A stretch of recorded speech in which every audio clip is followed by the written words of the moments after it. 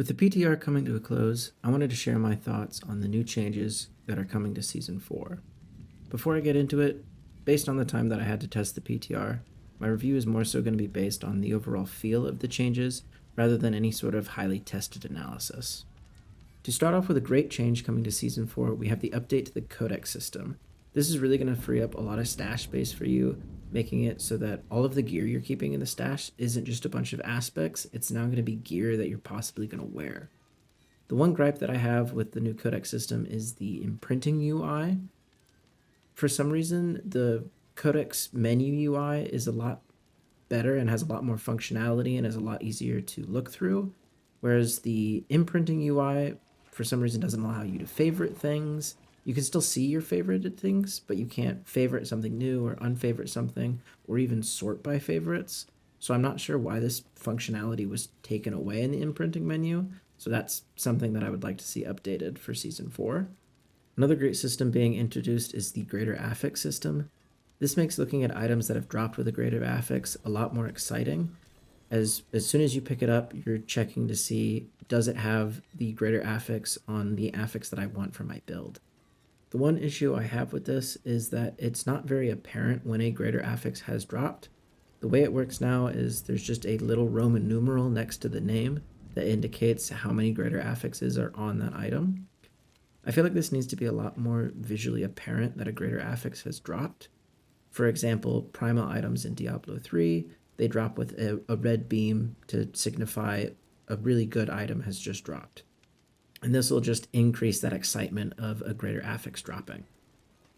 Another issue along the same lines with greater affixes is when they're in your inventory, there's no way to tell if the item has a greater affix on it without hovering over it and actually looking at all of the affixes.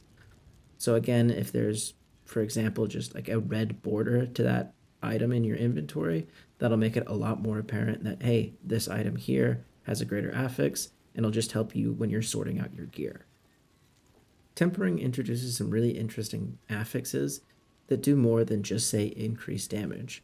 For example, here I have increased blizzard size, and as you can see, it increases the blizzard by a significant amount. These are interesting affixes as they do more than just increase more damage.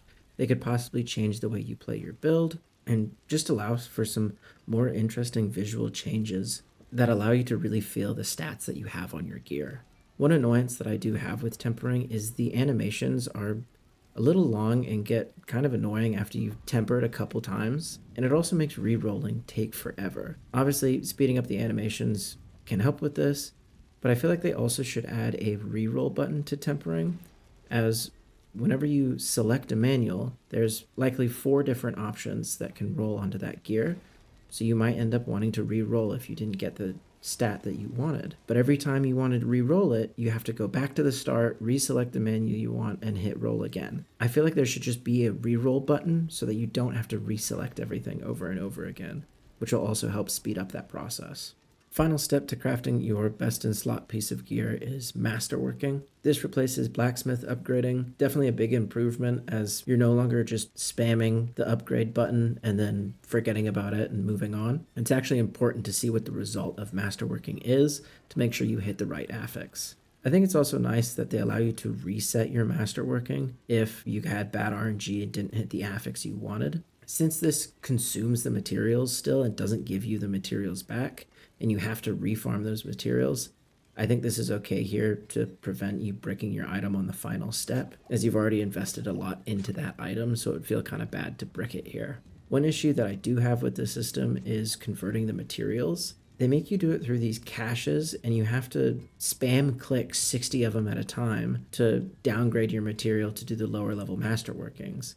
I don't know why we don't just have the herb conversion that we used to have back when they had all the different herbs, but I feel like they should add that back in.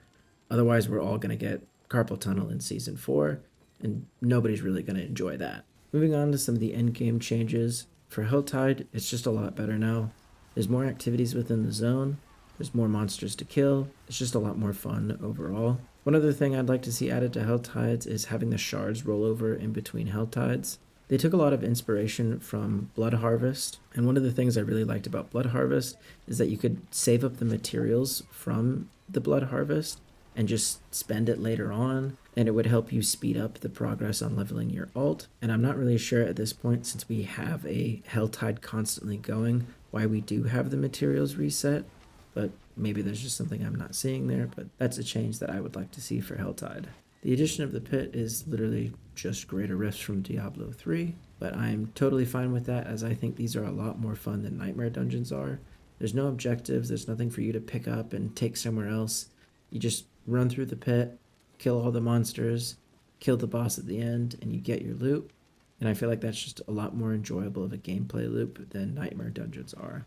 During my time playing the pit in the PTR, I really only found it as an enjoyable activity to do, so I don't really have any critiques or things I would change about the pit at this point, but that could possibly change in the future after I've played it for an entire season. There's also the addition of a new boss and the ability to spawn level 200 versions of all of the bosses.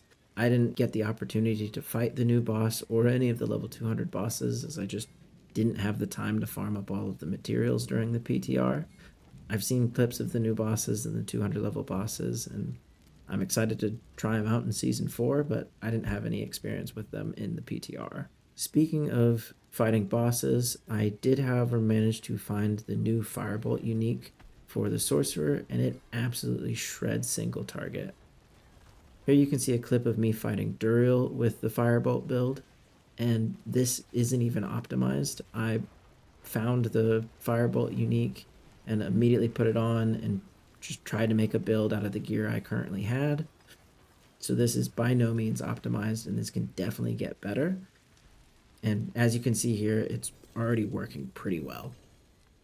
It also works really well in the pit, at least as high as I went in the pit. It might fall off later into the pit, but for me, it was working pretty well.